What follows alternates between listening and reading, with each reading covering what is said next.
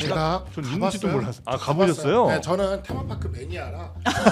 제가 우리나라 테마파크의 문제점이 뭐냐면요, 스토리가 없어요. 시흥 웨이브파크의 가장 큰 문제점은 유스풀이 없다는 게. 유스풀이 없어요? 아, 그건 반드시 있어야 돼. 정말 중요한 거예요. 유스풀이 아이 길러 보면 이걸 알아요. 둥둥 띄워놔야 돼 애들을. 진돗개 1호 아직 승부처가 안 왔어요. 가장 민주당이 두려워하는 건 단일화입니다. 지금. 안 두려워한다고요. 아니 두려워해요. 또 알고 안 할 있어요. 거라고요. 알아. 떡줄 사람도 생각이 없다는 것도 알아. 김문수 후보가 알을 깨고 나와서 진짜 개헌과 탄핵에 대해서 완전히 전향적인 입장을 취하고 이준석 후보랑도 단일화를 하고 그 마지막 광화문 유세에서 김문수 후보가 가운데 서 있고 이준석 한동훈이 양옆에 서는 구도가 가장 아름답다. 여기서 너무 그림이 안 좋은데 뭐가 어울려. 이런 모습이 돼서 TV 토론에서 조금 마음의 상처를 입으신 것 같아요. 저희만큼 사실 윤석열 전 대통령을 그렇게 강하게 비난한 적이 없어요. 우리 탄핵을 찬성하는 세력은 다 같은 세력이다 그래놓고 이제 와서 국민의힘 아류라고 판단하시는 건 좀 그런 것 같아요. 파란 윤석열이다. 이런 말들이 달리더라고요. 그러니까 파란 윤석열이 될 가능성을 보여주고 있는 것 같다. 그런 측면에서 좀 자제를 하시는 것이 맞을 거라는 생각이 들고. 하나씩 가벼운 정치토크쇼 장르만 여의도 5월 26일 월요일 순서 시작하겠습니다. 반갑습니다. 정프로고요. 이제 대선 여드레 앞으로 다가왔습니다. 일주일 정도 아마 남은 거죠. 이제 네. 8일 남은 건데 각 당의 분위기들이 한 열흘 전 혹은 20일 전과 또 좀 다른 네. 느낌들이 계속 나는 것 같아서 주말 사이도 또 많은 변화가 좀 있었던 것 같고요. 그런 이야기들을 함께 묶어서 여러분께 하나하나 친절하게 전해드리도록 하겠습니다. 오늘 함께해 주실 분들 소개해드리겠습니다. 국민의힘 전 대변인 박상수 전 대변인 어서 오시고요. 예, 안녕하십니까. 네, 그리고 더불어민주당 강성필 부대변인님 어서 오십시오. 안녕하세요, 강성필입니다. 네, 반갑습니다. 개혁신당 김성열 선거대책본부 대변인님도 오셨습니다. 네, 안녕하십니까, 김성열입니다. 네, 그리고 오늘 뉴스는 우리 신혜영 기자가 정리해 주시겠습니다. 안녕하십니까? 네, 반갑습니다. 자, 지금 분위기 일단 뉴스 본격적으로 들어가기 전에 국민의힘 분위기는 어떻습니까 현재? 아무래도 지지율이 상승되고 있으니까 네. 좀 전체적으로 전반적으로 당 전체 분위기는 고무적이죠. 아, 그래요? 네, 특히 지난주에 그 갤럽 조사 이후로 제가 김문수 후보 캠프가 있는 건물에 네.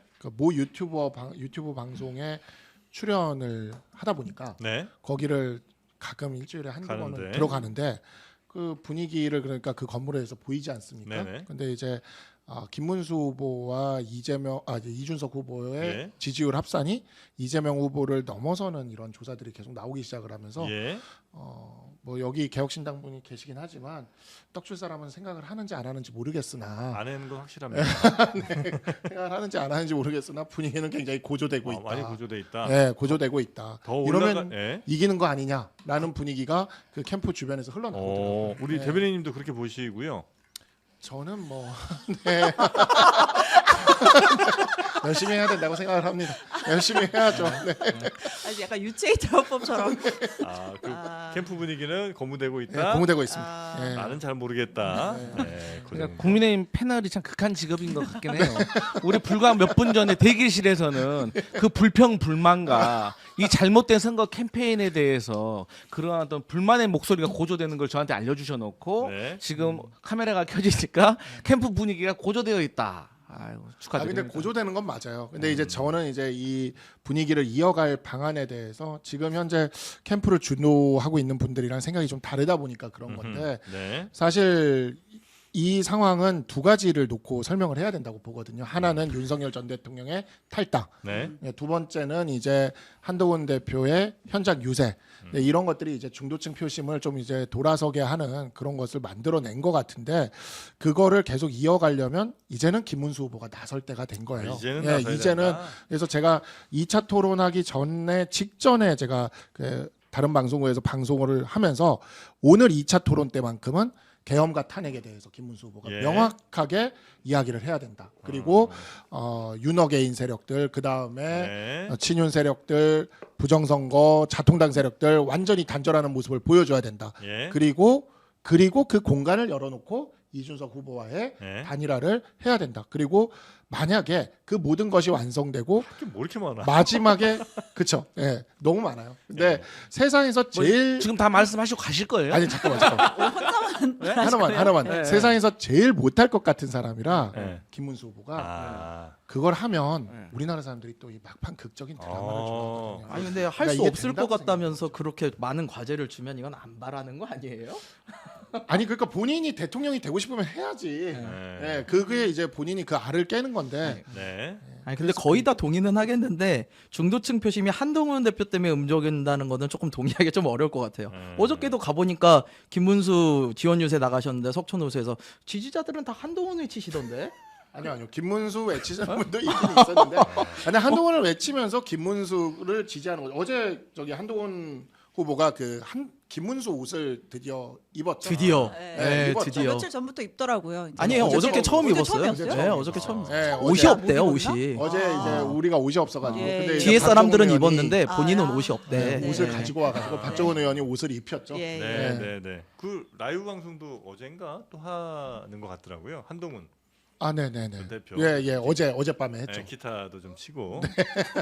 여유로워요. 그러니까. 자, 그러면 일단 지금 지지율 한번 좀 보고 넘어갈까요? 아, 지지율 보고 두 분한테도 당의 분위기 그러니까. 들어봐야죠. 예, 네. 맞아요. 지지율 잠깐 제가 설명할게요. 네. 일단 이제 대선 D-8일 남았고, 그러니까 이재명 후보가 부동의 1위인 것은 맞습니다. 그런데 이제 격차로 봤을 때는 조금 퍼센테이지가 좁혀지는 그런 조사 결과들이 나오고 있는데, 오늘 볼 건 KSY 한국사회여론연구소 조사 결과인데, 이재명 후보 47.3%, 김문수 후보 39.6%, 이준석 후보 9.6%입니다. 이 조사 기간이 토요일까지였어요. 24일까지 조사했던 내용인데, 네, 요거 보면서 나머지 두 당의 분위기도 들어볼게요. 5월 23일, 4일 이틀간 조사. 5월 16, 17, 23, 24 이렇게 조사를 했고요. 네. 자세한 내용은 중앙선거 여론조사 심의위원회 참고하시면 16, 되겠습니다. 17이니까 먼저 거고 그다음에 23, 24가 뒤에 거. 예, 네, 그렇습니다. 이렇게 이제 변동된 거 이제 보셨고요. 민주당 분위기는 그래도 좀 약간 차분입니까? 아니면 조금 경계 조심 뭐 이런 느낌이 좀 있던데요. 아닙니다. 그것보다 더 높은 수위의 경계령 아, 그래요? 그대로 따지면 진돗개 1호. 왜냐하면 모든 대선이 51대 49의 승부 아니겠습니까? 예. 그런데 모든 또 대선이 승부처가 있어요. 근데 아직 승부처가 안 왔어요. 그리고 저희는 승부처가 사실 그 국민의힘의 새벽에 막장 후보 교체 파동이라고 생각을 했는데 네. 승부처가 빨리 왔구나 생각을 했는데 네. 아니었어요. 그래서 이 승부처는 이제 이준석과 김문수의 단일화가 승부처가 될 것이다라고 생각을 해서 저희는 이 그 김문수 후보와 그 이준석 후보가 단일화를 할 거라고 저희는 상정을 하고 이 내란 단일화를 할 거라고 상정을 하고 네. 저희는 이제 총 경계령을 내려가지고 이제 진지 모드로 가야 된다. 그러니까 그동안 차이가 너무 많이 나다 보니까 네. 이게 이제 우리 지지자들도 아유 우리가 이기겠지. 뭐 국민의힘 지지자들 가면서 아유 좋겠다 이번엔 잘해봐라 막 이런 식으로 얘기를 하니까 느슨해졌다. 네. 그렇기 때문에 이 지지율이 좁혀지고 있다. 근데 한 가지만 말씀드리면 국민의힘에서 원래 불법적인 비상계엄 해가지고 사실 표를 주라고 말할 염치도 없다라고 말하잖아요. 하지만 이재명을 막아야 되니까 이번에 우리를 도와주세요라고 하잖아요. 네. 그 답이 있습니다. 그냥 김문수 후보가 이준석 후보 지지선언 하세요. 그러면 저는 다 깔끔하게 정리된다고. 진심도 사퇴하고. 사퇴는 그렇지 사퇴해야죠. 사퇴 안 하고 지지선언. 지지하면 안 돼요. 그래서 지지선언 해야 된다. 그러면은 그 반명이라는 그 진심을 우리가 믿어줄 수 있다. 그래서 지지하고 사퇴해라. 저는 그렇게 말씀드리고 싶습니다. 알겠습니다. 여튼 굉장히 당 분위기는 경계 조심, 엄청 조심. 예, 초심으로 또 돌아가야 된다. 춤추면 안 된다. 네. 춤을 근데 세 표 한 사람에 세 표씩. 신나게 추셔가지고. 춤을. 너무 진짜 그 댄스 최민희 머신들이 몇 의원 명 최민희 있어요. 의원 춤 진짜 인상적이었어요. 그 영상을 우리가 좀 이제 잠깐 볼까요 그러면? 네. 저기 이제 최민희 의원이고요. 극한 직업이다. 근데 원래 사실 선거 운동 하면은 이제 이재정 의원은 이재정 의원도, 진짜 네. 저거는 내곡 있는 분이었어요. 선거 댄스에 굉장히 또 네, 특화. 그냥 필로 추는 게 아니고 네. 뭔가 내곡이 있는. 하여튼 그런데 이제 신나게 이제 선거 요새 할 수 있잖아요, 사실은. 네. 이제 그런데 지금의 어떤 이제 선거에 임박해서 조금 더 진지하고 엄중한 모습을 좀 보여주자라고 해서 이제 민주당에서는 그 이제 노무현 전 대통령 서거일에서는 춤 금지령, 율동 금지령을 내렸고 그 이후에는 이제 다 그 이제 의원들은 하지 말고 선거 운동원들 율동 아. 정도는 이제 허용을 하는 이제 그런 게 있더라고요. 네. 앞에서 지금 진돗개 1호 뭐 이런 말씀 주셨는데 경계를 하는 건 맞는데 아마 진돗개 1호 못 알아들으실 것 같은데 후보님이. 뭐 아무튼 지금 분수령이 저희하고 국힘의 단일화라고 말씀 주셨는데요. 제가 계속 말씀드리면 단일화는 없어요. 단일화는 없으니까 너무 걱정하지 말으셔야 될 게 특히 민주당은 사실 저희가 단일화하면요. 이재명 후보 당선증에 도장 찍는 거예요. 왜냐면은 저희가 단일화를 할 때 저희 표가 다 김문수 후보한테 절대 가지 아, 않아요. 네. 적게 잡아도 30% 이상은 이재명 후보한테 갈 가능성이 또 높아요. 네. 그러면 그거 받으시는 순간 50% 넘어가는 거예요. 그러니까 설령 지지 선언을 하더라도 예. 그러니까, 그러니까 이제- 저희가 사퇴를 해버리면 네.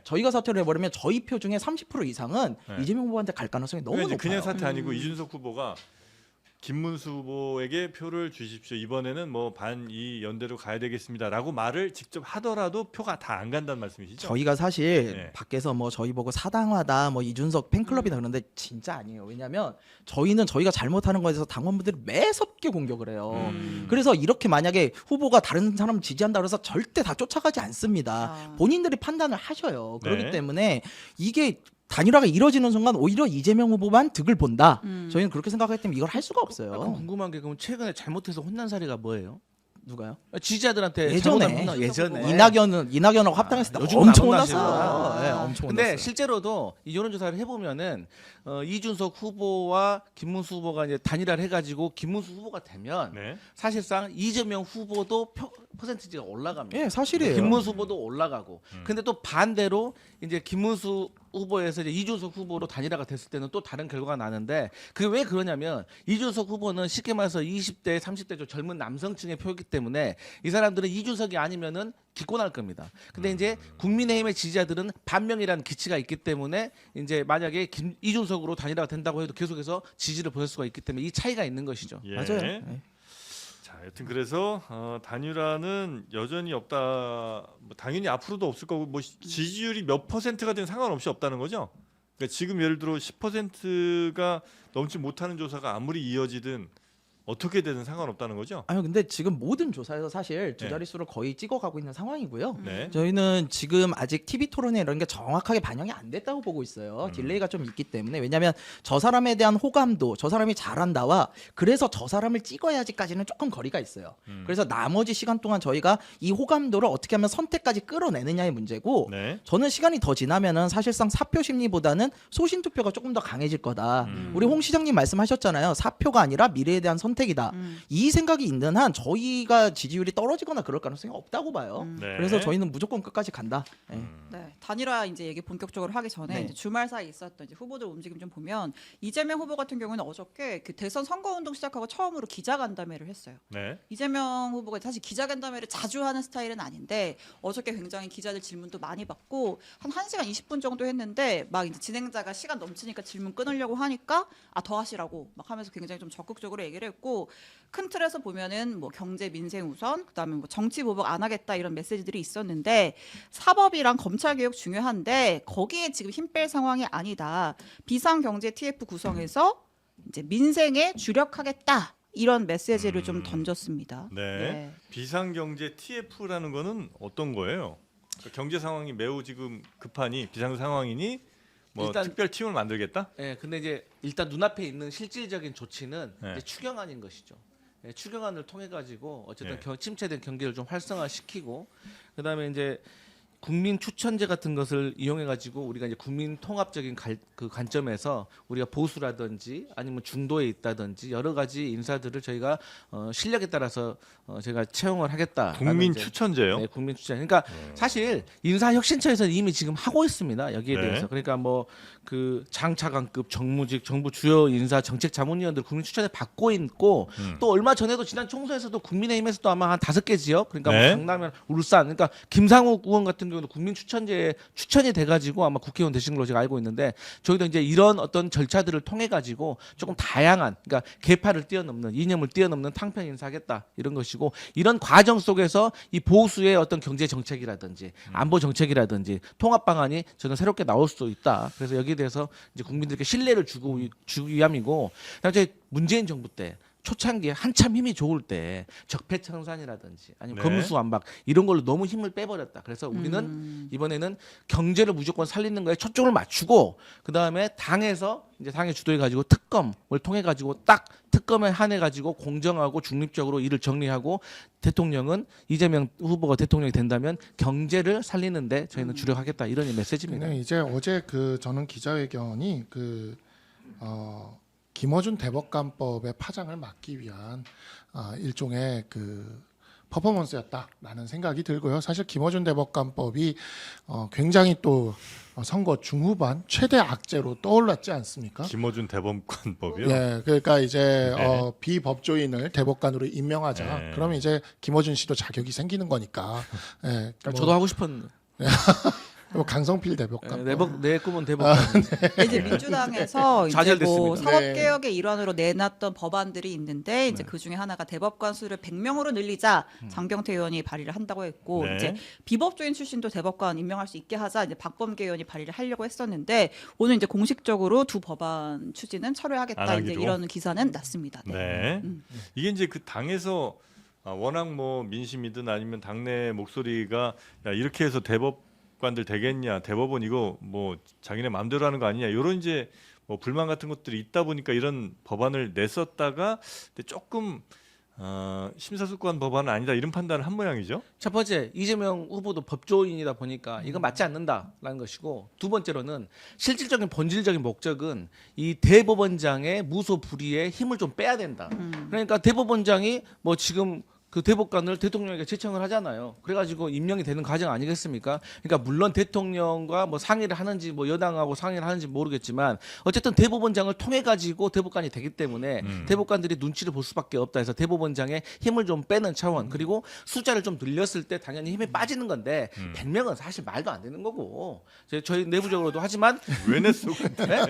그건 뭐 그 낸 사람한테 가서 물어보셔야 되고 저희 내부적으로도 이제 그렇게 생각을 하고 있어요. 네. 그리고 근데 물론 이제 어떤 그 30명 같은 취지는 네. 이 대법관들도 사실 이재명 후보의 재판 케이스를 본다고 하면 예. 아니 상고해가지고 파기환송 됐잖아요. 그럼 고등법원에서 다시 이제 재상고가 될 거 아닙니까? 그럼 똑같은 사람이 또 재판을 하는 건 의미가 없잖아요. 그렇기 때문에 원래 상고법원이라든지 여러 가지 대법관 증언에 대한 요구가 있었기 때문에 최소한으로 1부, 2부로 정도 나눠가지고 재상고 때는 조금 다른 대법관들이 보는 정도는 해봐야 되는 것이 아니야라는 아이디어였다. 그런 겁니다. 근데 이제 지금 보면은 우리 당의 지지율이 그러니까 우리 당 후보의 지지율이 올라가는 이유에는 우리 후보가 잘한다기보다는 민주당의 끊임없는 민주당 이재명 후보나 민주당의 끊임없는 일종의 똥볼이 우리한테 도움이 되고 있는 건데 지난주까지는 120원과 호텔 경제학이 굉장히 랠리를 끌어줬다면 네. 이번 주에는 이제 거북섬과 김어준 대법관법이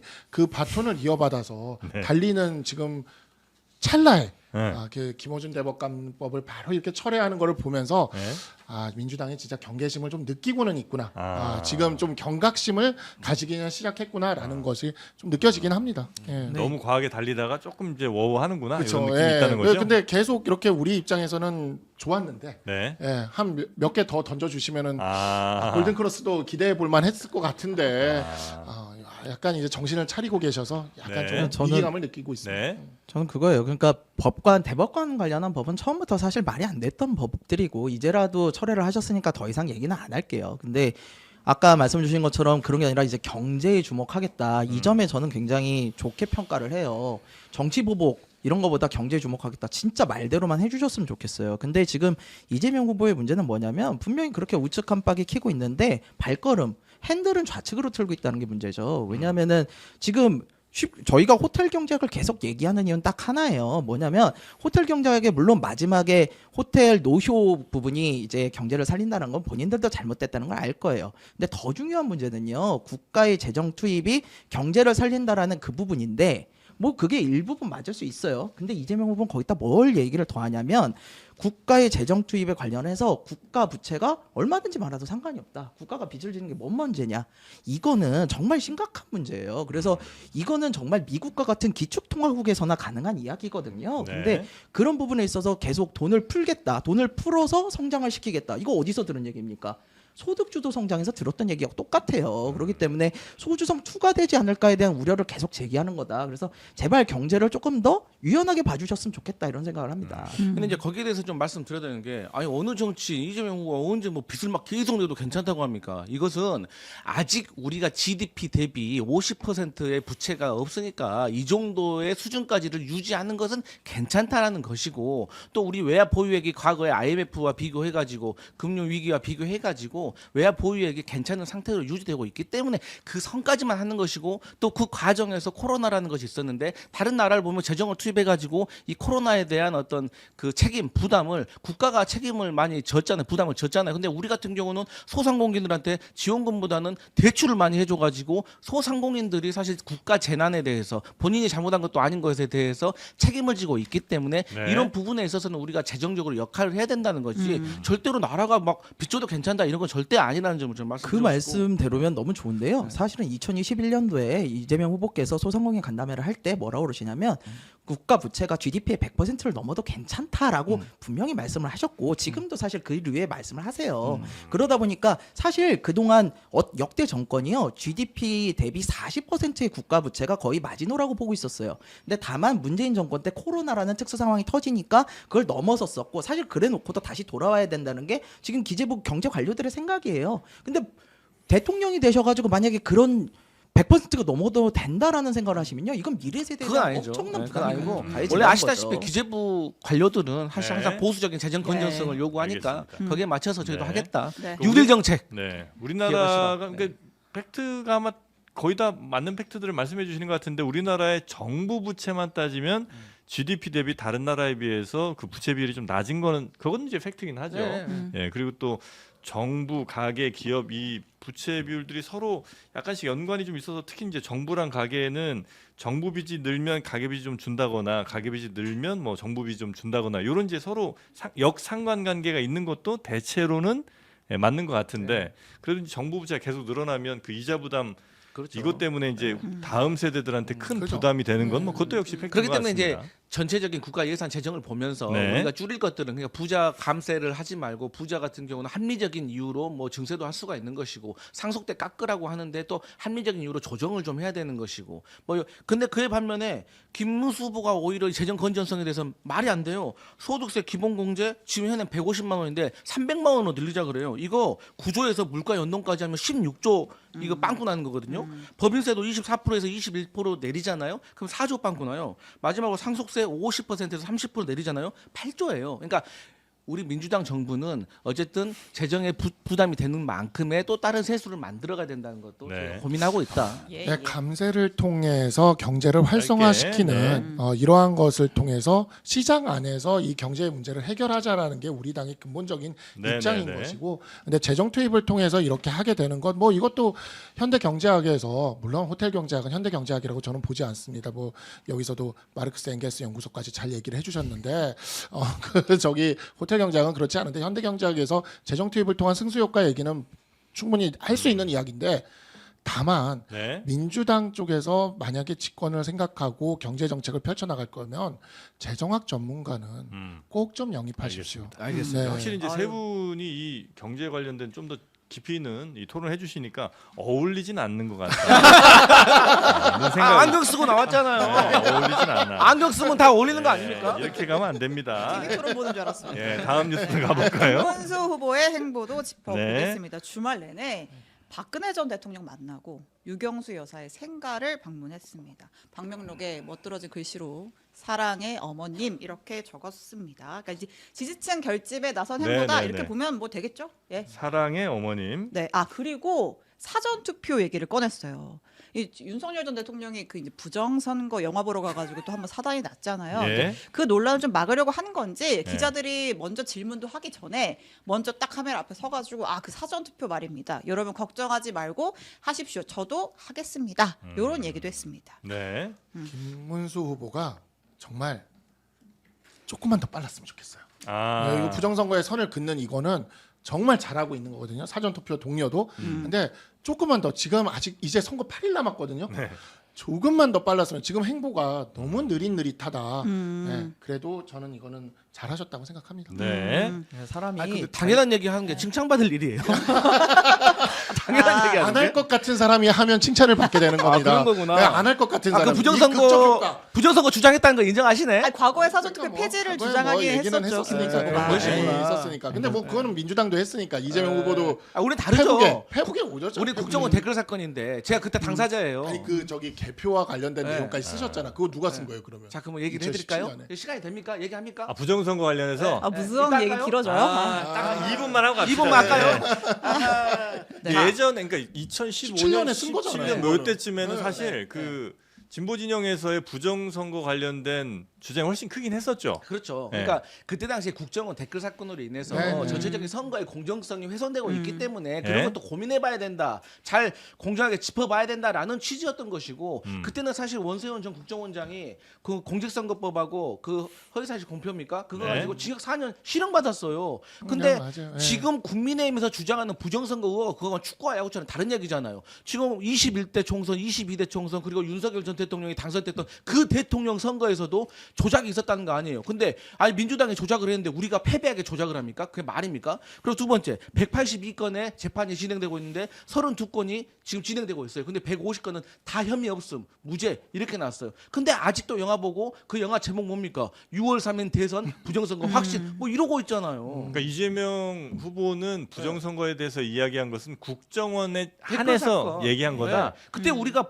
초봄에 나가가지고요 예. 서울광장에서 노숙투쟁을요 국정감사 전에 들어왔습니다. 너무 힘들었습니다 그때. 네. 국정조사까지 했잖아요 그때. 그거는 그렇게 말씀하시면 안 되는 게 왜냐면 한때 또 중앙선관위에서 이렇게 망타를 얘기를 부려요. 해요. 아예 네. 보도 자료를 내 가지고 네. 다른 게 아니라 개표 부정 의혹을 제기한 이재명 성남시장 그 의혹 제기 자제해라. 그리고 사실 이재명 후보님 그 당시 개표 부정을 이야기한 건 사실이에요. 김어준 저희 한겨레 TV 나가가지고 본인께서 직접 말씀도 하셔요. 3.15 부정선거 이후 최대 부정선거다. 네. 제가 지금 여기 SNS 여기도 이렇게 써 있어요. 지난 대선은 3.15 부정선거 등과 국가기관 선거 개입에 개표 부정까지 네. 투표소 수개표로 개표 부정을 원천 차단해야. 이거 보좌관 있었어요? 아니 그때 대통령도 아니잖아요. 아니, 그리고 그러니까, 아니 성남시장이셨잖아. 그리고 상관이가 그럼 그렇게 말을 자제해라고 그렇게 뭐 답변 그 설명서를 내지 그러면 아이고 잘했습니다. 제가 더 잘해보겠습니다. 이럽니까? 그건 아니잖아요. 아니, 그러니까 그러니까 그때는 사실 다 부정선거라고 그러니까 이쪽에서 생각했었죠. 예. 그 공감대가 지금의 네. 그 어떤 상황하고 너무 자, 되잖아요. 이렇게 생각하면 돼요. 민주당은 부정선거론에서 일찍 빠져나왔다. 그러니까 선거를 승리하기 시작한 거예요. 아. 우리 당은 지금 부정선거론에 빠져 있는 이 상황에 예. 우리 당이 지금 선거가 힘든 거고. 근데 이제 김문수 후보가 이 부분에 있어서 전향적인 태도를 이렇게 보여준 것. 네.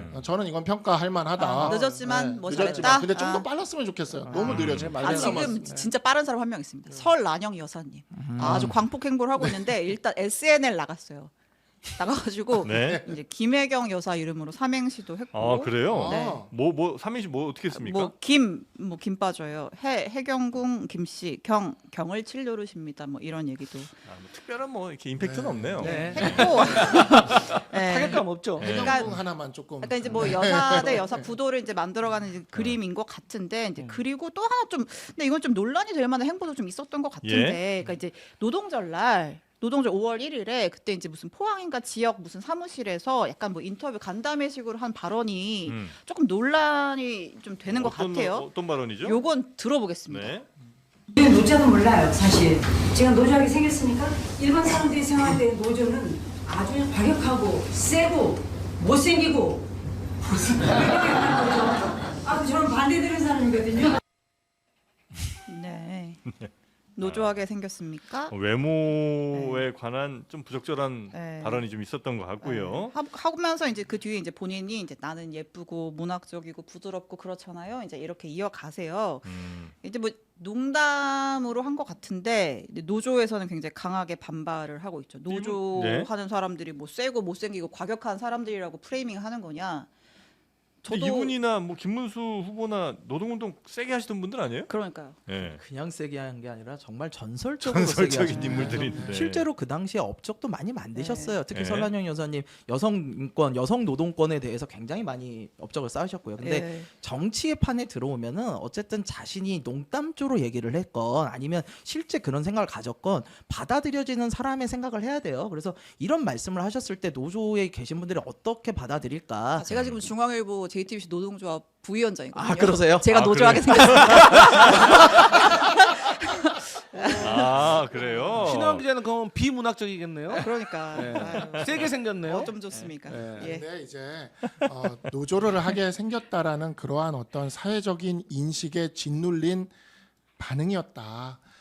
그렇기 때문에 오히려 그런 노동운동이나 이런 데에 있어서 우호적인 민주당이나 이런 곳에서는 이 부분에 있어서 이런 네. 발언에 대해서 비난하기보다는 오히려 이와 같은 구조적 모순에 대해 언급하고 이런 노동운동의 전설적인 여성 노동운동가가 이런 말을 할 수밖에 없게 만드는 이런 상황에 대해서 비판을 해야 되는 거지, 개인에 대한 비난을 하는 것은 자신들이 그 믿는 어떤 사상과 이데올로기에 오히려 반하는 내용일 수 있다. 저는 이렇게 좀 뭐 그래 말씀드리고 조근조근하게 얘기하고 잘못했습니다 그럴 줄 알았어요. 아니 그거 한국노총에서 먼저 성명서 낸 거예요.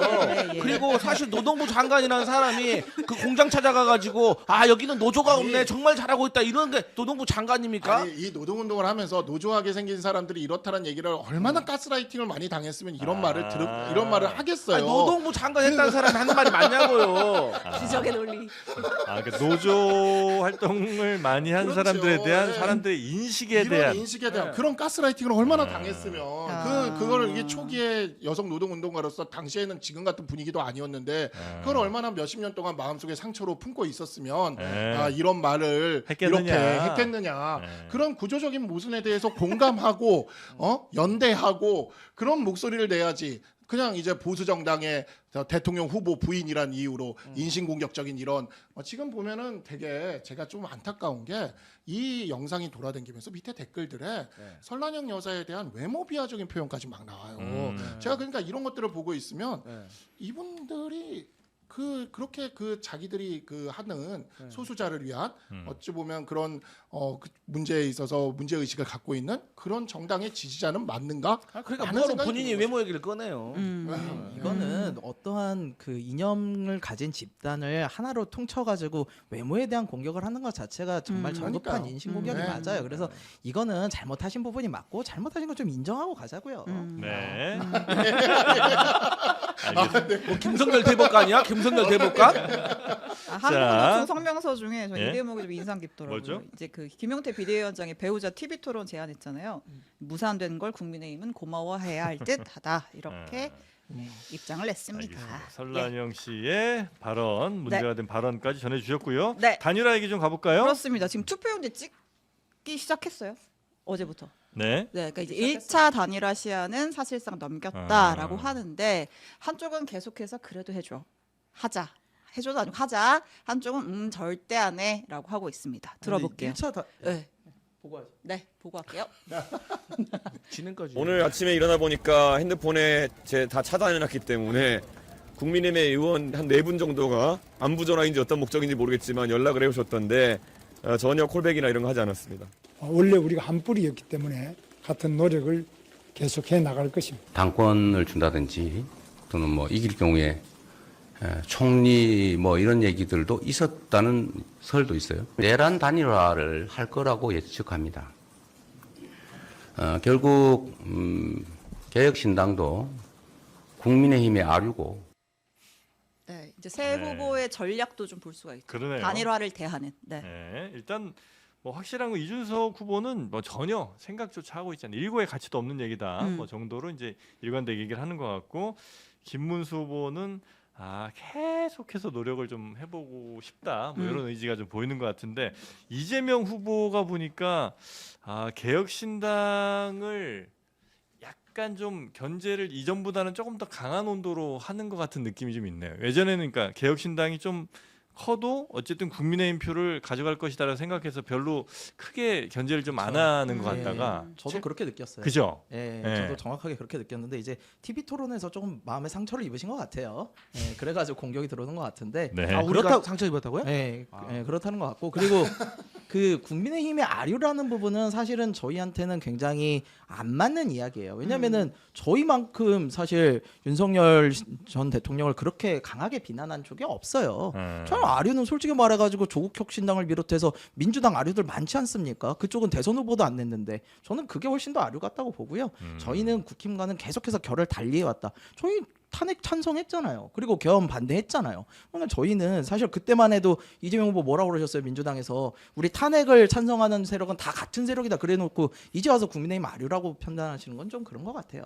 근데 이제 그런 오해를 살 수밖에 없는 게 TV 토론에서 네. 계속해서 김문수 후보는 공격을 안 해요. 아 이준석 네, 후보가 아 그러면서 그렇죠. 이재명 후보에 대해서 상당히 매섭게 공격을 네, 하잖아요. 네. 그러니까 천하람 의원도 그런 말 하더라고요. 우리가 좀 버릇없단 말을 들을지언정 네. 할 건 해야겠다 이러고 하더라고요. 그러니까 우리가 봤을 때는 아 저렇게 편 먹었구나. 그래서 단일화를 염두에 두고 있구나. 나중에 이 표를 흡수하려고 하는구나. 그렇게 오해할 수밖에 없는 것이고 네. 그래서 저희는 사실 말씀하셨던 것처럼 계엄이 잘못됐고 탄핵에 찬성한 그걸 존중해 왔거든요. 그래서 아 내랑 공범들과는 다른 세력이구나라고 해서 저는 젊은 지도자의 탄생에 대해서 저는 박수를 쳐왔는데 예. 지금의 모습들을 보면은 여전히 의심이 남는 부분들이 있어요. 왜냐? 이 신의 단어가 하나 있잖아요. 나중에 결국에 뭐 사전투표 갑자기 전날 가가지고 국민의 명령이라서 아. 저희가 어쩔 수 없이 했습니다. 지금은 반명입니다. 이럴 수가 있거든요. 그래서 아하.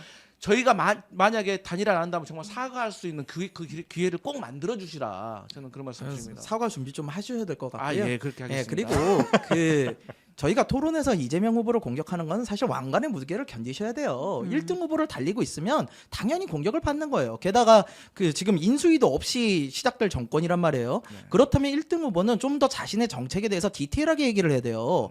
정년 연장을 얘기하면 청년 고용 문제는 반드시 따라오는 문제예요. 그걸 그냥 극단적이라고 해서 퉁치시면 안 돼요. 그리고 재정 마련 이런 거는 정책에 있어서 반드시 필요한 부분입니다. 특히 1등 후보는 그거에 대해서 상세히 얘기할 의무가 있어요. 그러니까 그런 거에 대해서 저희한테 저희가 그렇다고 욕설했다고 공격하고 그러지 않잖아요. 저희는 정책에 막 대해서 사이비 공격을 종교라고 하는 막 거예요. 그랬잖아요. 정책에 대해서 공격을 사이비 한 거기 종교가 뭐야? 때문에 사이비 종교가. 종교는 안 붙였던 것 같은데. 예, 아무튼 근데 사실 이 토론을 저도 이렇게 보면서 느꼈던 네. 것은 이재명 후보도 단지 연령이 좀 어리다는 이유로 버릇이 없다는 식으로 태도를 진척하고 하는 것은 그건 진짜 잘못된 일이라고 생각을 합니다. 토론을 할 때 저는 그러한 모습이 굉장히 좀 맞지 않다라는. 왜냐하면 이준석 후보는 이준석 후보 개인으로 나온 것이 아니라 이준석 네. 후보를 지지하는 사람들을 대표해서 나온 거예요. 이준석 후보의 지지자 중에는요, 이재명 후보의 지지자보다 연령이 높으신 분들도 있어요. 근데 이런 식으로 그 대표자를 버릇이 없다는 식의 그런 비난을 하는 것은 굉장히 이재명 후보가 그 앞으로의 통치 방식이 오죽하면 그 토론을 보고 나서 제가 그 달리는 댓글들을 보면 네. 굉장히 재밌었는데 파란 윤석열이다. 이런 말들이 달리더라고요. 그러니까 파란 윤석열이 될 가능성을 보여주고 있는 것 같다. 그런 측면에서 좀 자제를 하시는 것이 맞을 거라는 생각이 들고 네. 단일화는 결국에는 김문수 후보가 공간을 열어줘야 된다고 저는 봅니다. 그러니까 아까도 얘기하지만 개혁신당도 당원들이 있어요. 그 많은 당원들에게 단일화에 대한 어떤 설득력이 있으려면 우리 당이 계엄과 탄핵에 있어서 확실한 선을 그어야 됩니다. 네. 우리 당은 이미 한번 그것을 했어요. 과거 김영삼 대통령이 전두환, 노태우 그 내란이죠. 네네. 내란을 저지른 것에 네. 대한 단죄를 했고 하나회를 청산한 바가 있습니다. 우리 보수의 손으로 직접 했거든요. 그러니까 그러한 부분을 국민들 앞에 김문수 후보가 보여줘야 된다 생각합니다. 민주당에서는 개혁신당 이준석 후보가 그렇게 집중적으로 공격할 거라고는 미처 예상은 못했었던 거예요? 아니요, 뭐 그 누구든지 당연히 공격할 거라고 생각했죠. 왜냐하면 선거에는 네. 1등 전략, 2등, 3등 전략이 다 있습니다. 예. 그렇죠, 그렇죠. 그런 차원에서 무조건 공격하죠. 근데 네. 저는 이제 둘 다를 공격할 줄 알았죠. 아 김문수도 예, 예. 이재명도 공격할 줄 그렇죠. 알았는데 나만 그리고 너무하더라. 근데 사실 공격을 하고 말고보다 더 중요한 건 뭐냐면 네. 방금 이렇게 훈계하시듯이 얘기한다 그런데 저희 입장에서는 어떤 거냐면 이준석 후보가 본인이 세운 가설과 본인이 세운 전제에 대해서 갑자기 이재명 후보 보고 증명하라는 거예요. 예를 들어서 마이너스 15조가 세수가 나는데 그거 어떻게 메꿀 거냐고 물어봐요. 근데 그 가설과 전제는 본인이 가져온 거면은 본인이 마이너스 15조가 날 수 있으니까 우리는 이렇게 저렇게 이렇게 가겠습니다라고 하는 거고 우리는 거기에 대해서 우리 나름대로의 과잉 진료라든가 의료 쇼핑이라든가 이런 것을 줄여가지고 2, 3조 전략할 수 있습니다 말하는데 자꾸 15조를 우리 보고 증명하라고 하니까 이게 말이 안 맞잖아요. 근데 이 토론 시간이 6분 30초 중에서 보통의 전통적인 그 토론에서는 주도권을 가진 사람이 자기 시간 안에서 답변까지 보장을 예. 해주는데 여기는 답변하는 것도 본인 시간에서 제약이 되니까 네. 이재명은 계속해서 질문을 받다 보니까 시간이 없잖아요. 예. 충분히 해명할 시간도 네. 없고. 그러니까 그러면서 이 태도, 얼굴, 뭐 이런 매너, 애티튜드, 영어로 이런 것들이 상당히 불쾌했다. 그러니까 지도자로서의 어떤 이 태도, 그러니까 말씀드리고 싶은 거는 그런 걸 당연히 여쭤보는 것이고 거기에 대해서 충실하게 답변하는 것은 저는 둘 다의 의무라고 생각을 해요. 하지만 공격 잘한다고 해서 이재명의 표가 이준석에 가지 않습니다. 그저 그냥 본인 주변에 있던 표가 좀 모이는 거지. 그렇기 때문에 저는 알겠습니다. 앞으로 좀 대통령이 되기 위해 조금 이 단어 선택 언어나 조금 품격을 좀 지켜줬으면 좋겠다 이런 짧게 바람입니다. 짧게 네네네. 반박 한번 할게요. 그 15조 이야기는요. 그래서 저희가 뭐라고 그러냐면 이재명 후보님께 그럼 본인께서는 얼마나 들 거라고 생각하십니까라고 물어봐요. 비율을 어느 정도 잡으실 겁니까? 그럼 그거에 대해서 말씀을 하시면 돼요. 근데 본인 준비가 안 돼 있었던 거고 뭐 준비는 안 돼 있을 수 있습니다. 그거에 대해서 디테일하게 알아야 되냐? 뭐 거기까지는 인정하겠어요. 근데 그걸 가지고 상대편에 대한 토론 태도를 지적하고 나가는 거는 그렇게 올바른 토론 방식이라고는 보이지 않아요. 그래서 그리고 제가 앞에서 계속 말씀드렸지만 1등 후보는 그걸 견뎌야 돼요. 그걸 얘기를 해야죠. 본인이 정책이 곧 실현이 될 수 있는 건데 그러면은 지금 재정 적자가 나고 있는데 2조 원 가지고는 안 된다. 더 해야 된다. 그럼 그거에 대해서 제가 알아보겠습니다. 그럼 되는 거예요. 옛날에 문재인 후보 같은 경우는 어떻게 했습니까? 그렇게 얘기하면은 아 그럼 좋은 대안을 주시면 제가 한번 받아보겠습니다. 이렇게 하셨잖아요. 네. 그런 태도가 훨씬 그런 태도가 훨씬 더 좋을 거라는 말씀을 그렇지. 드리는 민주당은 거예요. 계속 이제 이준석, 김문수 단일화 될 거라고 얘기를 많이 하잖아요. 네, 네, 네. 그러니까 그 이야기는 진짜 단일화가 확실히 될 것 같아서 얘기하시는 거예요? 아니면 될까봐 그 얘기를 하시는 거예요? 아니면 되는 상황이 오건 혹은 그렇지 않건 간에 유리한 발언이기 때문에 그렇게 하는 거예요? 최악의 상황을 대비하는 것이죠. 네. 그러니까 아니, 좋은 상황이 벌어지면 그 그대로 즐기면 되는 거지만 둘이 합치는 게 최악이에요? 저희로서는 아무래도 표가 올라갈 거 아니에요. 거기 표가. 어. 그렇기 때문에 저희한테는 긍정적이진 않지만 근데 이제 사실 그럼에도 불구하고 저는 우리 국민들께서 이번 대통령 선거에 불법적인 비상금에 대해서 심판하는 선거라고 생각하실 거라고 생각하기 때문에 하지만 그리고 또 단일화를 한다고 하더라도 네. 사실 이준석 후보가 단일화 후보가 될 수가 없어요. 네네. 왜냐하면 뭐 제가 좀 들어보니까 이준석 후보를 지지하는 사람들이 만약에 김문수 후보와 단일화를 반대를 하고 있다고 하더라고요. 그 이유가 뭐냐면 아무리 우리가 이준석 후보를 단일화 후보로 지지를 해줘도 아주 근소한 차이로 김문수 후보가 될 것 같다는 거예요. 그렇기 때문에 결국 김문수 후보가 단일화 후보가 되기 때문에 네. 저희는 사실 단일화를 해도 저희는 뭐 그렇게 선거 패배 때문에 저희가 두려워 그런 건 아닙니다. 다만 이 젊은 정치인이 많은 지지를 받고 있는 사람이 어쨌든 탄핵이 잘못됐고 비상계엄 잘못됐다라고 얘기했던 사람이 갑자기 어떤 정치 계산에 따라 가지고 판단 잘못해가지고 보수 재개편의 앞으로 지도자가 될 수 있는 사람이 잘못된 길로 가는 거. 아, 망가질까봐? 내란 공범들이 늘어날까봐. 아, 그 걱정해서? 네. 내란 공범이 늘어날까봐. 걱정해 주셔서 감사하고요. 네, 아니, 감사합니다. 말씀 다 맞아요. 말씀 맞기 때문에 저희는 단일화 안 할 겁니다. 그래서 단일화 의심한 것만 사과만 좀 준비해 주시면 좋을 것 알겠습니다. 아 근데 진짜 내부적으로는 단일화 안 하고 끝까지 갔을 때 네. 이재명, 김문수 누구 표를 더 많이 뺏어온다고 분석하고 있어요? 저희요. 네. 저희 한 6대 4에서 7대 3 정도 보고 있어요. 그래서 이재명 후보 특히 지금 올라가고 있는 추세는 기존에 가지고 있던 표가 아니라 지금 올라가는 추세는 사실은 저희는 민주당 연성층이 좀 넘어오고 있다라고 보고 있어요. 그래요? 예, 그렇기 때문에 이거를 갖다가 저희가 단일화를 하면 그 부분이 그대로 떨어져 나가요. 민주당 연성층이 네. 이준석 왜냐면- 후보를 지지한 이유는? 아니 TV 토론을 보니까 사실은 아. 그 부분에 있어서 좀 준비가 덜 됐구나라고 느끼시는 부분이 있는 것 같아요. 왜냐하면 네. 실질적으로 여론조사를 보면 이재명 후보가 떨어지고 저희가 올라가요. 그럼 그렇게 볼 수밖에 없는 거고요. 아. 이제 그리고 사실은 김문수 후보는 지금 하고 있는 행보를 봐도 좀 저는 당선을 위한 행보인가라는 생각이 좀 들어요. 김문수 후보요? 예. 뭐냐면은 네? 지금 박정희 생각하시고 좀 전에 유경수 여사 참배하시고 그러시잖아요. 저 부분은요 중도 확장의 모습이 아니잖아요. 저거는 자신의 원래 있던 지지층에 대해서 원복하려는 것뿐이잖아요. 그럼 저렇게 하면 어떻게 되는 줄 알아요? 리미트 한계 40%밖에 못 받아요. 근데 그걸 지금 하고 계시는 거예요. 그런 상황에서 그냥 저희하고 단일화하면 중도층 그러니까 중도 보수를 비롯해서 민주당 연성층이 넘어와서 자기를 지지할 거라고 믿는 것 자체가 큰 착각이다. 저는 그렇게 보고 있어요. 근데 이제 김문수 후보가 그렇게 유경수 생각하고 그런 이유는 뭐냐면 아직 보수층의 지지를 제대로 못 받고 있기 맞아요. 때문에 본인의 그런 거고 그리고 이제 이준석과의 단일화를 계속해서 주구장창 구애하는 이유는 뭐냐면 이준석의 지지층하고 김문수 그러니까 국민의 지지층하고 달라요. 맞아요, 그러니까 달라요. 저기는 TK, PK의 좀 고령층이라든지 전통 보수 지지자인 거고 이준석 후보 같은 경우 2030의 좀 젊은 남성들 표가 있기 때문에 본인들은 나름대로 자기 지지층 결집시킨 상태에서 본인들에게 안 올 표를 얹혀지기 때문에 이재명 후보와의 승부를 한번 펼쳐 볼만하다라는 네. 계산인 거겠죠. 근데 단일화를 하면 제가 계속 말씀드리지만 이재명 후보는 당선증에 도장 찍습니다. 정말로. 네. 왜냐면 저희 표가 글로 가요, 실제로. 정확히 그렇습니다. 네. 알겠습니다. 네. 자, 그리고 네. 홍준표 하와이에 있는 홍준표 예. 전 시장이 또 묘한 말을 했습니다. 이분의 행보를 어떻게 해석해야 될지 정말 모르겠습니다. 네? 이게 하와이 특사단까지 국민의힘이 보내가지고 아유, 그래도 김문수 지지한대요라는 그렇죠. 얘기를 듣고 왔는데 준표 그 청년의 꿈이죠. 거기 이제 아이디가 준표 형이던데 준표 형이 뭐라고 썼냐면 이준석에 대한 투표는 사표가 아니라 미래에 대한 투자입니다. 라고 썼어요. 아, 궁금한 게 있는데. 이거 이준석 지지한다는 거예요. 네. 그렇죠. 그렇죠. 네. 궁금한 게 있어요. 김성현 대. 예. 홍준표 시장이 혹시 네. 이준석 후보한테 단일화하지 말라는 조언 같은 걸 하나요? 아니요. 그런 거 하실 분이 아니잖아요. 네, 그런 거 안 하고 저희가 저희가 이런 글이 어떤 맥락에서 나온 거예요? 그럼 제가 근데 인천공항에 그때 하와이 출국하실 때 예. 네. 그때 이준석 후보가 같이 갔었어요. 그래서 그때 말씀을 좀 나눠봤는데 예.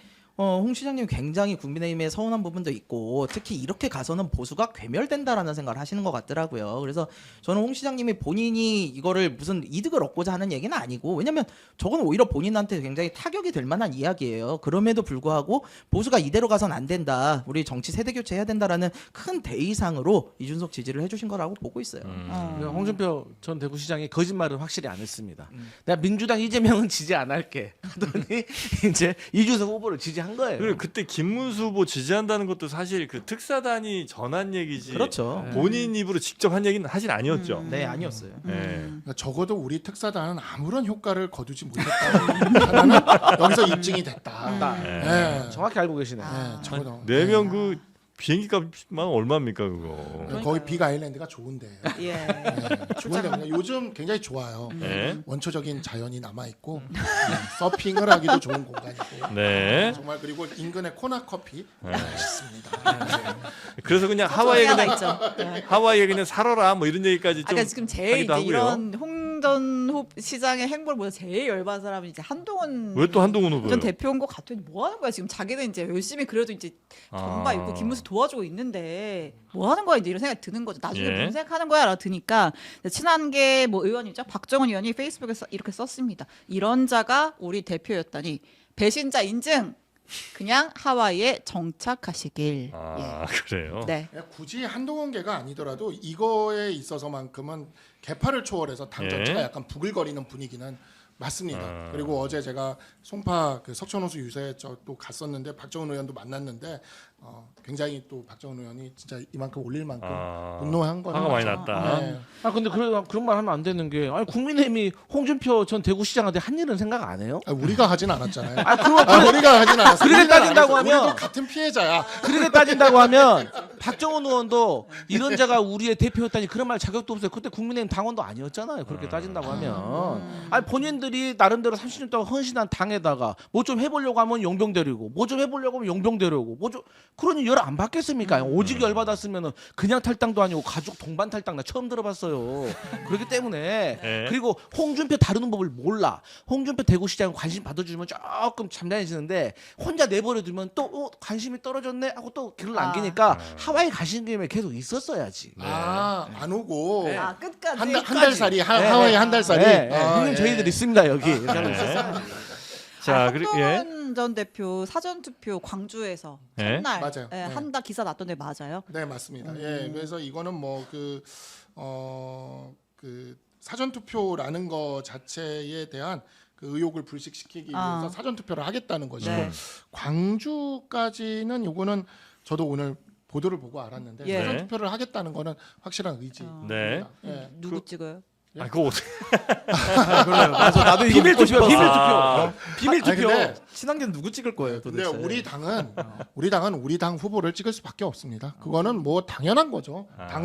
당인으로서 너무나 당연한 건데 그래서 제가 홍준표 시장은 하고 얘기를 하려다 보니까 탈당하셨네 생각해 보니까.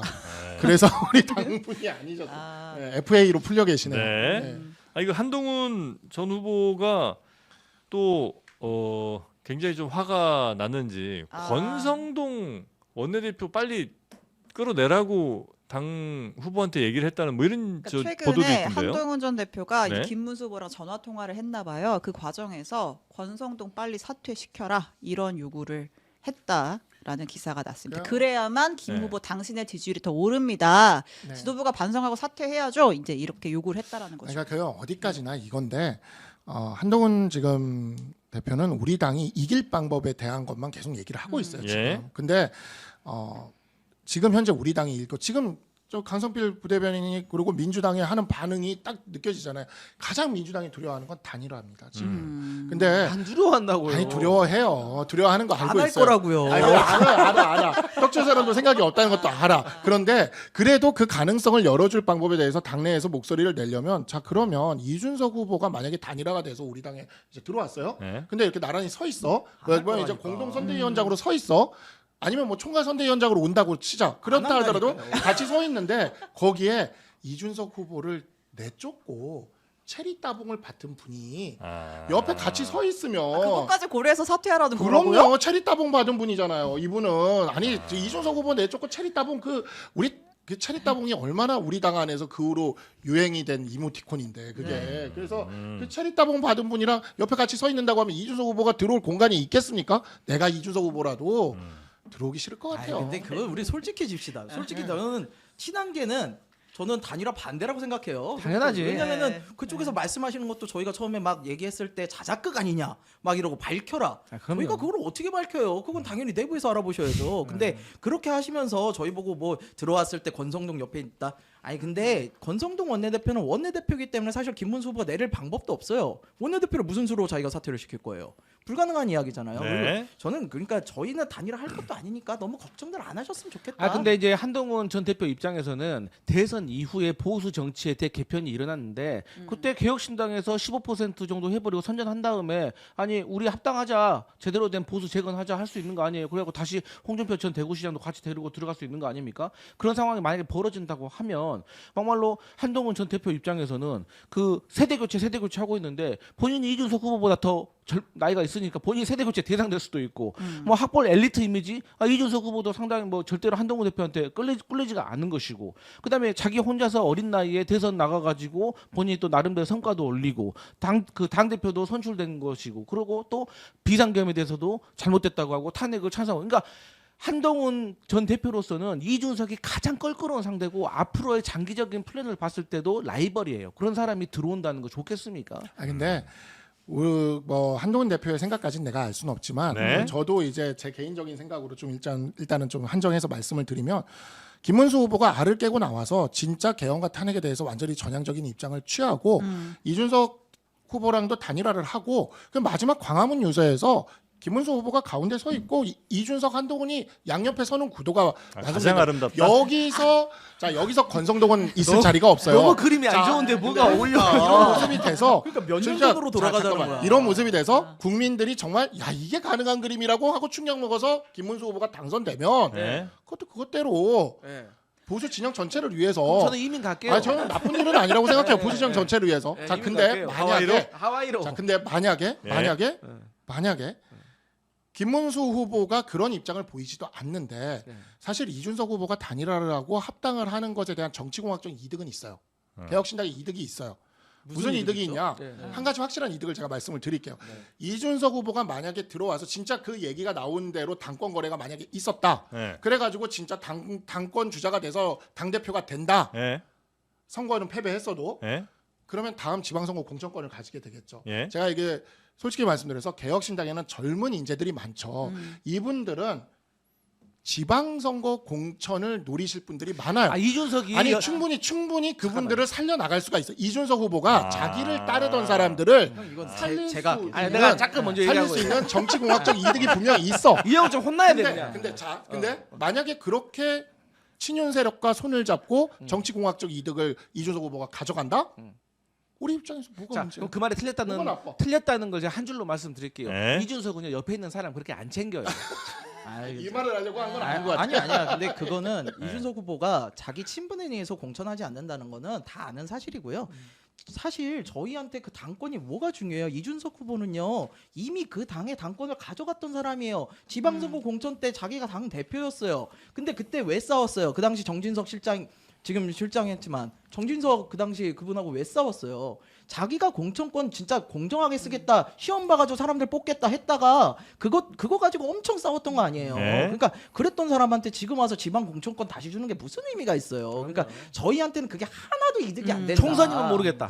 총선도 똑같아요. 에이, 뭐가 똑같아. 아 진짜 똑같아요. 근데 어쨌든 간에 단일화가 네. 된다 해서 친한계라는 사람들이 싫어할 이유는 별로 없다. 왜냐면 단일화가 정말 아름답게 잘 돼서 우리가 선거에 이긴다면 그건 또 보수 진영 전체를 위해서 억셉. 근데 친윤계랑 손잡고 야합을 해서 단일화를 하겠다 그러면 그럼 또 그건 또 이준석 참을 수 후보의 없다. 정치적 가치가 예? 떨어지는 거니까 단일화 안 한다고요. 반대할 해요, 이유가 안 해. 없죠. 네. 그러니까 우리가 반대한다라는 건 그냥 개혁신당의 그 공부단장이라는 분이 만든 그냥 소설 같아요. 저는. 그래요. 근데 한동훈 반대할 이유가 없죠. 전 후보가 워낙 화는 좀 최근에 많이 내신 것 같긴 하더라고요. 그거는 당권 거래나 이런 거는 네, 진짜 유세 우리가 현장에서. 그런 말이 나오는 거는 이건 정말 지는 길이거든요. 네. 단일화가 된다 하더라도 그게 화난 포인트예요. 그렇죠. 그게 밖으로 튀어나와 버리면 그 알겠습니다. 단일화를 누가 그렇게 아름답게 보겠습니까? 내가 친윤 대변하려고 호구처럼 2번 잠바 입고 나온 줄 아십니까? 아, 그 요새 친윤 네. 떨거지들을 그렇죠. 네. 지금은 현재 네. 보수 진영은 친윤 세력과의 어찌 보면 그 선명성의 싸움이 펼쳐지기 시작을 했고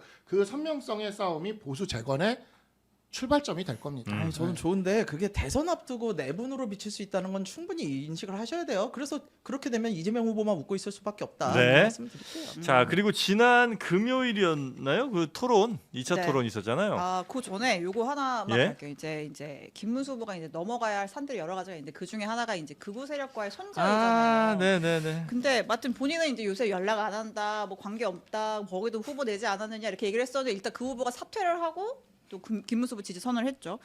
그 이제 전광훈 씨가 여전한 존재감을 좀 보이고 있는데 사랑제일교회 그 예배 보면서 아 저 이거는 좀 너무 충격적인 장면이라 좀 보고 가려고요. 네. 잠깐 보겠습니다. 백불 다 된 사람 들어오고 나머지는 다시 좌우로 정렬. 자, 대가리를 박는다 실시. 동작 그만. 다시 일어서. 이 동작이 왜 느려 이거. 다시 대가리를 박는다 실시. 진짜. 저걸 하란다고 하네. 와, 난저 교인들이 참 대단하다. 아니 어떻게 지금 성인들 보통 뭐 중년 남성분들인 것 같은데. 아, 제가 볼 때는 거의 나이대가 뭐 손자 손녀도 있을 법한 분들도 계신 것 같은데, 그러니까 이제 집회에 내가 할당량 줬잖아, 이만큼 동원하라고 데리고 오라고 했잖아, 이제 뭐 전도도 하고 막 집회도 나오고 이런 거 할당 줬는데 못해? 다 나와, 자 박아. 근데 진짜 박아요. 그리고 이제 전날 이제 얘기를 할 때 김문수 후보에 대한 언급이 있기는 있었습니다.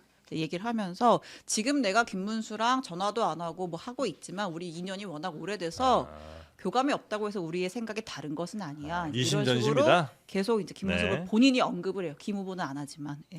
김문수 후보가 정강훈 목사랑 완벽한 단절의 메시지를 내야 됩니다. 예. 정말 무조건 해야 됩니다. 이제는 진짜 8일밖에 안 남았어요. 김문수 후보가 네. 진짜 정강훈 목사는 나는 영원히 만날 그 생각이 없고 나는 아예 연을 이어가지 않을 것이다라는 걸 명확하게 얘기를 하지 않으면 네.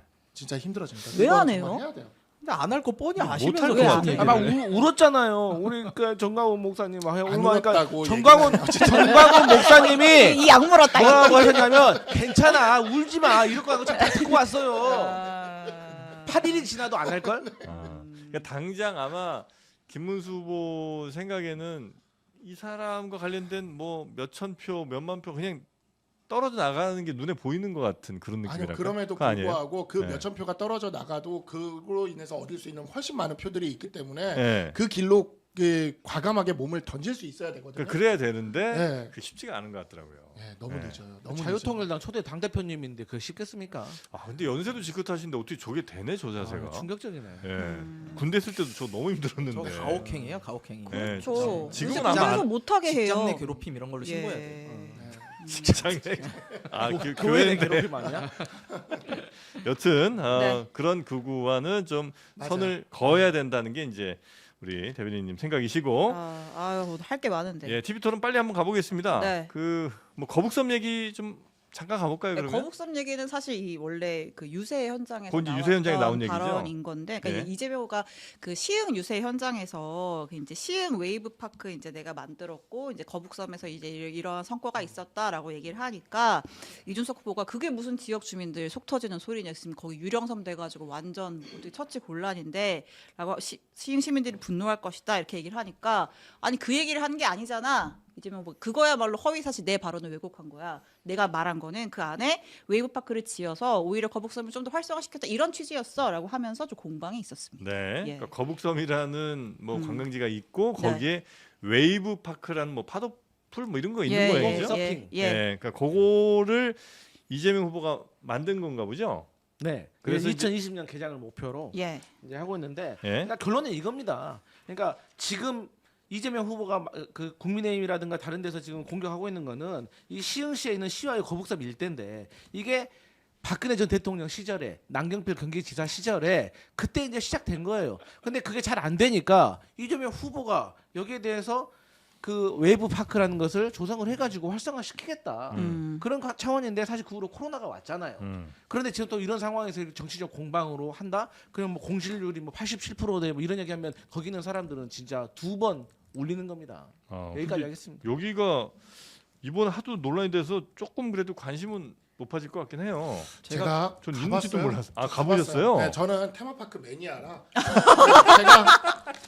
제가 지난해 총선 때 우리 지역구에 해리포터 스튜디오 유치한다 그래서 어머. 그 공약 내세운 게 저예요. 아. 완전히 테마파크 매니아인데 아, 그래요? 제가 전 세계 테마파크도 다 돌아다니는 사람이라. 오. 근데 아. 우리나라 테마파크의 문제점이 뭐냐면요, 스토리가 없어요. 맨날 다 똑같은 파도풀, 맨날 다 똑같은 인공 서핑장 이러니까. 얘기가 아니, 글로 솔직히 간다고? 그게 용인에도 있고 아. 용평에도 있는데 아. 굳이 여기를 갈 이유가 없는 거죠. 그러니까 틈만 좀 자기 자랑해. 민주당이 앞으로 할 때 이런 것들을 좀 그때 모실게요. 디테일하게 네, 아이디어 주세요. 스토리를 가지고 이렇게 만들면 우리나라 요즘 이제 컨텐츠 강국이거든요. 그럼요. 그러니까 그런 것들을 했으면 훨씬 활성화에 도움이 됐을 텐데 음. 시흥 웨이브 파크의 가장 큰 문제점은 유수풀이 없다는 게 있어요. 유수풀이 없어요? 아, 그건 반드시 있어야 돼. 디테일해. 유수풀이 없어요. 아, 그건 있어야 애들을 돼. 데리고 가는데 네. 애들이 아. 둥둥 떠다니는 유수풀이 없어. 아, 그럼 정확한 그러니까 지적이네. 이게 유수풀이 없는 워터파크는 말이 안 돼. 워터파크에 말이 안 되는 거예요. 네. 저 이제 지식인 검색해봐도 웨이브 파크 가려 하는데 유수풀이 있나요? 하면 없어요라면 애들을 데리고 가려 했는데 못 가겠는데 이런다니까. 아무리 작아도 유수풀이 정말 있어야지. 중요한 거예요. 유수풀이 아이 길러 보면 이걸 알아요. 둥둥 띄워놔야 돼 애들을. 정말 저는 그 이곳 거북섬에서 멀리 떨어지지 않은 월곶이라는 곳에 오래 살았어요. 아, 네. 그래서 이 어. 시흥시의 상황을 잘 아는데 아, 그래요? 예. 다 인연이 있으시네. 저 인연 있는 일이 자꾸 나와요. 예. 네. 사실은 이 부분은 조정식 의원님이 거기서 6선째 하고 계실 거예요. 시흥에서. 미리 네. 얘기를 하셨었어야죠. 이거는 아픈 손가락이에요. 본인들에게 있어서 어쨌든 취지야 좋았죠. 거기가 정왕동에 있어요. 정왕동이라는 곳이 공장지대로 인해 가지고 아. 굉장히 이미지가 안 좋은 곳이에요. 정왕동? 네네. 그래서 그곳에다가 이런 대규모 테마파크를 유치해서 4호선 끝자락. 예, 맞아요. 네네네네. 우리도 옆에 있는데 네네네네. 거기다가 좀 잘해보고자 만든 취지는 아주 좋았어요. 감사합니다. 시흥 사람들 되게 좋아했죠. 네, 감사합니다. 근데 지금 현황은 그렇지 못해요. 안타깝게도 상가 비율이 너무 높았던 나머지 공실률이 전국 최고 수준이에요. 그래서 네. 거기 투자한 사람들이 굉장히 안 좋은 뭐 그런 이미지를 갖고 있는데 그거를 확인을 안 하시고 말씀하시니까 실제로 유세에서도 이재명 후보께서 처음에 거북섬 있죠 딱 이러니까 어떻게 돼요? 현장 분위기가 싸해. 그러니까 이재명 후보님이 그러시잖아요. 왜요? 잘 안 돼요? 라고 물어보셔요. 근데 거기서 그랬으면 눈치를 좀 채셨어야지. 근데 거기서 이제 자기가 하신 거 말씀하시려고 계속 그러다 보니까 현상과는 전혀 안 맞는 말씀을 하신 거예요. 그래서 그런 부분은 좀 이쪽에서 미리미리 좀 후보님한테 올려라. 네네네. 네. 그런 사연이 좀 있었군요. 자, 그리고 볼 게 조금 더 많긴 한데 하나만 샤넬백 빨리 해요. 샤넬백 네. 아, 빨리. 알았어요. 샤넬백 하나만 보고 샤넬백 하고 끝내겠습니다. 네. 그 이제 통일교 윤모 씨가 건진통해서 김건희 여사에게 건네 것으로 추정이 되는 네. 뭐 안 건넸다고 본인들은 주장하지만 그 샤넬백의 모델명이 밝혀졌습니다. 2개 했잖아요. 네. 사진 주세요. 네. 아 예쁩니다. 예. 이게 위에 아쉬움 게 드러내지 않습니다. 핸들 장식의 플랫백. 플랩? 네. 플랩이 뚜껑. 떡딱이. 거. 그 플랩이에요. 그래서 핸들을 이렇게 위에 핸들 있잖아요. 탑 핸들. 네. 핸들 장식의 플랫백. 샤넬 트렌디 CC 스몰이라고 하는 모델인데 이게 예. 802만 원. 아따리. 당시에 예. 지금은 1,104만 원. 와. 샤테크. 예, 그 밑에 있는 게 클래식, 라지, 플랫백. 네. 이제 소위 말하는 클래식 그건데 네. 제일 큰 사이즈. 1,271만 원짜리. 당시 가격. 예. 네. 근데 이게 지금 1,678만 원짜리래요. 그러니까 가방 하나에. 현재가로 치면 두 개 합쳐서 2,700 정도가 되는데 더 충격적인 거 우리 알고 있잖아. 이거에 웃돈 붙여서 바꿨죠. 원래 윤 씨가 샀던 가방이 두 개가 저거였다고 합니다. 예. 왜 바꿨어요? 이거는 검은 돈 세탁이 아니라 검은 가방 세탁입니다. 그러니까 1년 번호 세탁하려고? 있으니까 네. 1년 번호를 가지고 누가 어떻게 샀는지를 한번 세탁 한번 해보기 위해서 저는 100만 원 더 주고 그러니까 저도 좀 궁금했던 게 처음에 샤넬백 하나 받은 줄 알았어요. 예. 그래서 2번을 교환했다고 하길래 아 취미라구나 생각보다 했는데 2개니까 2번이 맞는 것더라고요. 네. 그래서 아 정말 이러니까 디올백 300만 원짜리 갖고 사과를 안 하셨죠. 그러니까 이게 목적이 그 세탁이라고 보시는 거예요? 네, 저는 세탁이라고 보고 있습니다. 저는 누가 한 번 더 교환을 해가지고 아니, 근데 세탁을 하면 이게 그냥 누군지 몰라야 되는데 이 샤넬 매장에서 확인해 보니까 언제 바로 바꿨는지까지 바로 나오잖아요. 예. 비상 계엄 일어나가지고 이렇게까지 검찰이 치고 들어올 줄 몰랐겠죠. 그래서 아, 저는 근데 그래서 그냥- 세탁이라고 안 봐요. 왜냐면 시리얼 넘버가 다 있어가지고요. 그러니까. 반환한 사람이 누군지도 다 나와요. 네. 근데 이건 그냥 자신의 품격에 아이 내가 이 정도 들어야 되겠어 하고 웃돈을 붙여가지고 더 좋은 걸로 산 게 아닌가 그런 생각을 하는 거죠. 아니면 이게 이미 있는 모델이라 새 걸로 바꿔오라고 했다는 그런 분석도 우리 아니, 신영 근데 기자가 내셨죠. 지금 그게 중요한 게 그게 중요한 게 아니라 지금 받았다는 게 중요한 거예요. 받았다는 아니, 거. 그게 중요하죠. 네. 받았다는 게 중요한 겁니다. 왜 받았습니까 이거? 이런 게 이렇게 나오면은 김문수 후보가 빨리 그냥 선을 긋고 사과하고 비판하고 먼저 치고 나가야 돼요. 아, 이 스피드가 우리 당에 지금 필요한데 네. 그게 많이 부족한 것 같다 지금. 빨리 이거 구속수사 해야 될 그런 상황입니다 지금. 네. 그렇지 세탁을 하려면 당근을 했어야지. 아니 그게 중요한 게 아니라니까요 지금. 그러니까 이 디올백 300만 원짜리 받았을 때는 이 사과할 거리가 안 되는 거예요. 이만큼 앞으로 에르메스도 나올 수도 있고 저는 네. 의심해봐야 돼요 지금. 백 주려고 뭐 그때 줄 섰다는 뭐 그런 얘기도 예, 보도가 아니 있었으니까. 그리고 참 이거 취임하기 전에 대통령 당선되기 전에는 조금 싼 거, 대통령 딱 되고 나니까 이제 더 큰 거. 아 철저합니다 공과 사과. 네. 근데 아무튼 이제 김건희 씨를 빨리 소환이 임박했다 이런 보도가 계속 나왔었는데 실제로 뭐 날짜가 지금 아직 뭐 정해진 건 없는 것 같아요. 언제쯤 네. 이거 소환될지 지켜봐야겠죠. 예. 알겠습니다. 사실 이런 뭐 이른바 소위 명품백, 그러니까 고가 사치품이죠. 이런 걸로 내 몸을 치장하기보단 차라리 진짜 명품으로 내 몸을 씻으라는 거예요. 왜 안 나온 거였다? 내 몸을 세탁. 네. 자, 바로 네. 알래스카 큐브입니다. 네. 네. 저는 다 썼어요 벌써. 아 그러면 안 되지. 아 뭐 얼마나 싫어도 되길래. 아니, 굉장히 자주 씻으시는 씻어. 거. 내가 하루에 3번도 씻고 땀이 많아. 온 가족이 또 다 제가 씻으니까. 온 가족이 다 쓰고 네, 한 아들도 여섯- 쓰고 있어요. 아들도. 네, 가족분이 7분인가 되는데 테마파크 매니아니까. 네, 계속 씻으니까 그렇고 요 보통 일반적으로 한 달에서 2달 정도 씁니다. 네. 맞아요. 예, 보통 사람들이면 네. 요 알래스카 큐브가 지금 반응이 너무 좋습니다. 그럼요. 파란색이 좋아요. 요 갈색이 좋아요. 파란색도 하나 주시면 안 돼요 그러면? 아니 사라고. 아 이걸 뭐 구매하겠습니다. 구매하겠습니다. 아니 네. 이러니까 샤넬백 받고 디올백 받고 그러니까. 모두 내돈 내산합니다. 샤넬 예. 누나가 계산하겠습니다. 네. 이 DNA가 문제네 여기. 내가 문제예요. 안돼. 저 샀습니다. 덮어 씌우려고 하지. 샀어 진짜? 선거 기간에 샀어 내 마음으로. 사실만 말해야 돼. 자 그래서 내가 후보가 아닌데 무슨 말하는 거야? 예 중요한 건 이게 올인원이라 사용하기 아, 편하다는 거예요. 뭐 그렇습니다. 머리 감다가 얼굴 닦다가 몸 닦고 다 할 수 있다는 겁니다. 예 굉장히 향이 좋죠. 네. 향 한마디로 표현해 주신다면 아 정말 진짜 네. 그 남자한테 딱이다. 그러니까 음. 남자한테 딱이다. 예, 정말 남자들은 이렇게 여러 개 쓰기가 좀 힘들어요, 사실. 아, 그런 네. 편리함에 있어서. 네, 예. 그런데 뭐 퀄리티도 샴푸부터 네. 바디 샤워까지 다 근데 괜찮으니까. 중요한 건 이 네. 향기는 여성분들이 더 좋아한다는 네, 거. 저는 와이프가 같이 써보는데 와이프랑 사이가 좋아서 와이프가 이제 써봤는데 네. 그걸 가지고 굉장히 본인도 향이 좋더라 아. 그런 얘기를 하더라고요. 그렇습니다. 그래서 제 피부 촉촉한 거 보이시죠, 여러분? 네. 촉촉하잖아요. 촉촉하잖아요. 자, 요 하늘색 요게 이제 쿨 멘톨 네. 예, 퍼퓸 샤워바고 요게 이제 데어우드 퍼퓸 샤워바인데 갈색은 약간 조말론 향수 느낌이 좀 나고요. 향기가 굉장히 오래 지속되는 예. 그런 비누입니다. 네. 지금 현재 23% 할인 행사 중이니까 네이버에서 알래스카 큐브 검색을 하시거나 하단에 있는 더보기 링크를 참조하시면 되겠습니다. 자, 세 분 오늘 고생 많으셨고요. 또 보니까 좀 땀도 좀 나신 것 같은데 다시 한번 가셔서 샤워하시기 바라겠습니다. 네, 세 분 대단히 고맙습니다. 다음 주에 뵙겠습니다. 감사합니다.